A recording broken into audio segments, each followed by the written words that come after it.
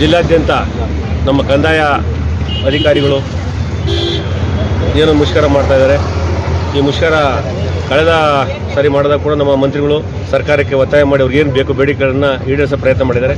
ಅದೇ ರೀತಿ ಈಗ ನಮ್ಮ ಮಂತ್ರಿಗಳು ಮನೆ ಗೃಹ ಸಚಿವರು ಡಾಕ್ಟರ್ ಪರಮೇಶ್ವರು ಇವರು ಕೂಡ ಇದನ್ನು ಏನು ಮುಷ್ಕರ ಇದ್ದಾರೆ ಅವರ ಏನು ಬೇಡಿಕೆಗಳನ್ನ ಪರಿಗಣಿಸಿ ಸರ್ಕಾರಕ್ಕೆ ಒತ್ತಾಯ ಮಾಡ್ತಾರೆ. ದಯಮಾಡಿ ಮುಷ್ಕರ ಇರ್ತಾರಲ್ಲ ಮುಷ್ಕರವನ್ನು ನಿಲ್ಲಿಸಿ ಸಾರ್ವಜನಿಕ ಸೇವೆಗೆ ಬರಬೇಕು ಅಂತೇಳಿ ಕೋರ್ತೇನೆ.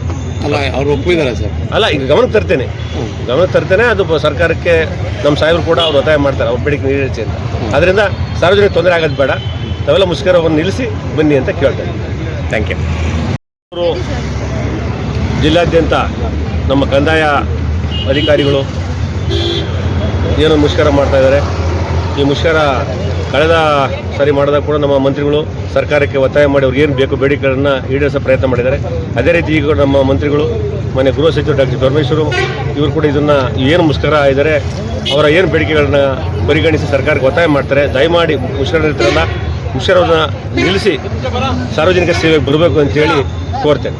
ಅಲ್ಲ ಅವ್ರು ಒಪ್ಪಿದ್ದಾರೆ ಸರ್? ಅಲ್ಲ, ಈಗ ಗಮನಕ್ಕೆ ತರ್ತೇನೆ. ಅದು ಸರ್ಕಾರಕ್ಕೆ ನಮ್ಮ ಸಾಹೇಬರು ಕೂಡ ಅವ್ರು ಒತ್ತಾಯ ಮಾಡ್ತಾರೆ ಅವ್ರ ಬೇಡಿಕೆ ಈಡೇರಿಸಿ ಅಂತ.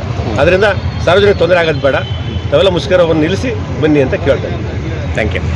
ಕರ್ನಾಟಕ ರಾಜ್ಯ ಗ್ರಾಮಾಡಳಿತಾಧಿಕಾರಿಗಳ ಕೇಂದ್ರ ಸಂಘ ಬೆಂಗಳೂರು, ಜಿಲ್ಲಾ ಶಾಖೆ ತುಮಕೂರು.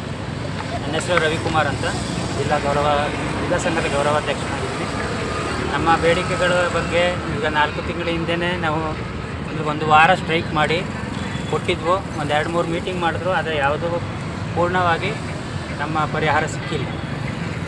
ನಮಗೆ ಮೂಲಭೂತ ಸೌಕರ್ಯ ಅಲ್ಲ ನಾವು ಕೇಳೋದು. ನಮಗೆ ಆಡಳಿತಾಧಿಕಾರಿಗಳು ಅಂತ ಒಂದು ಕಚೇರಿ ಇಲ್ಲ.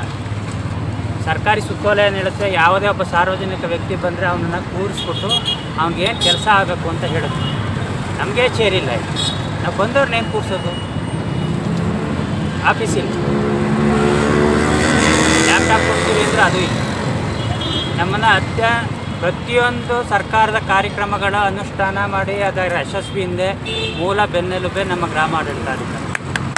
ಇದುವರೆಗೂ ನಮಗೆ ಯಾವುದೇ ರೀತಿಯ ಸೌಕರ್ಯ ಇಲ್ಲವೇ ಇಲ್ಲ. ನಮ್ಮನ್ನು ತುಂಬ ಕೀಳು ಮಟ್ಟದಲ್ಲಿ ನಮ್ಮನ್ನು ಸರ್ಕಾರ ನೋಡ್ತಾ ಇದೆ. ಪದೇ ನಾವು ಕೇಳ್ತಾನೆ ಇದ್ದೀವಿ ನಮ್ಮ ಬೇಡಿಕೆ ಈಡೇರಿಸಿ ಅಂತ. ನಮ್ಮದು ಬೇಡಿಕೆಗಳು ಯಾವುದೂ ಸಹ ಈಡೇರ್ತಿಲ್ಲ. 24 ಗಂಟೆ ಟೈಮು ಸಹ ನಾವು ಕೆಲಸದಲ್ಲೇ ಇರ್ತೀವಿ. ಎಮರ್ಜೆನ್ಸಿ ಪೀರಿಯಡು, ಫ್ಲಡ್ ಆದಾಗ, ಒಂದು ಫೈರ್ ಏನಾದ್ರು ಪ್ರಾಬ್ಲಮ್ ಆದಾಗ, ಈ ಕೊರೋನಾ ಟೈಮಲ್ಲಿ ಮತ್ತು ಚುನಾವಣೆ ಟೈಮಲ್ಲಿ 2 ತಿಂಗಳು ಚುನಾವಣೆ ಕೆಲಸ ಮಾಡ್ತೀವಿ. ನಮಗೆ ಒಂದು ಕನಿಷ್ಠ ಗೌರವಧನ ಸಹ ನಮಗೆ ಕೊಡೋಲ್ಲ. ಈಗ ಅದಕ್ಕೆ ಅನಿರ್ದಿಷ್ಟಾವಧಿ ಮತ್ತು 2ನೇ ಹಂತದಿಗೆ ಪ್ರಾರಂಭ ಮಾಡಿದ್ದೀವಿ. ಇದರಿಂದ ಸಾರ್ವಜನಿಕರಿಗೆ ಹಾಗೂ ರೈತರಿಗೆ ಸ್ವಲ್ಪ ತೊಂದರೆ ಆಗಿದೆ, ದಯವಿಟ್ಟು ಕ್ಷಮಿಸಿ. ಇದನ್ನು ಅತಿ ಶೀಘ್ರದಲ್ಲೇ ಸರ್ಕಾರ ಗಮನ ಹರಿಸಿ ನಮ್ಮ ಬೇಡಿಕೆಗಳನ್ನು